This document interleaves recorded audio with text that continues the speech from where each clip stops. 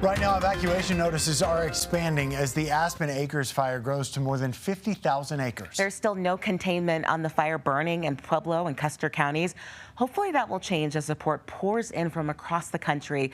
100 engines are on their way from California, and today a crew of 650 from Alaska took over operations. Check this out. These are satellite images of that massive devastation.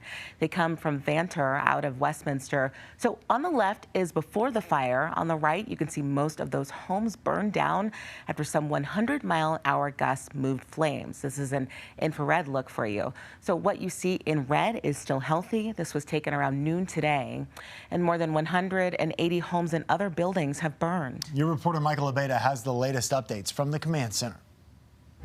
Appreciate your help with everybody. Thursday, Governor Polis took a trip down to Pueblo County to see for himself how the Aspen Acres fire has affected the community. He started his day with a tour of the fire area. He says the town of Beulah is still standing for now, thanks to the efforts of firefighters. Really seeing some of that destruction, homes destroyed, some homes standing near them. Of course, we won't know until after the incident whether those homes have a lot of smoke damage and if or when families can return. But he cautions there will be long days ahead. Temperatures are expected to rise to 100 degrees, and what little humidity Pueblo County had will disappear, making fire officials nervous for the holiday weekend. My biggest concern keeping me awake right now is new starts. Because every new start, we cannot afford to get another large fire going. After the fire tour, Polis visited volunteers in Pueblo. He says the state has set up a disaster recovery center where those who evacuated can get connected with nonprofits that can help them and state agencies that can replace any vital documents they may have left behind. State and federal resources, including aircraft and firefighting teams, are working their hardest to get this fire under control. Yet the state and counties are asking evacuated residents for patience. When the fire first started, I said, hey, we can get back there in a couple days, but I think it's time to lower our expectations on how quickly we can get back into the fire zone and lower our expectations on the condition of the houses that were left behind. Now, across the state, there are around 5,000 evacuation areas for all of these fires burning across Colorado. The majority, as you can see on this map, are in the southern half of our state, where hot, dry, and windy conditions are making things really difficult for firefighters. Colorado's fire resources are being pushed to critical capacity, and support from the rest of the country is pouring in on the ground and in the air, like this plane scooping up water from Lake Pueblo today. Your reporter Kelly Worthman went to get answers for many people who are wondering, how far can our wildfire defenses stretch before they snap? As firefighters from around the country dispatch into our state, fire officials are insisting the emergency allocation pipeline of support is working, but resources are running thin and fast. This is the biggest resource that our nation can throw at a fire, and they're here today.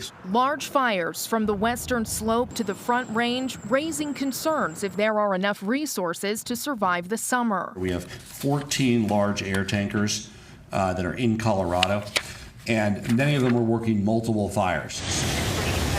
Already, upwards of 1,500 firefighters are battling fast-moving flames in Colorado, with aerial and ground crews coming in from around the country.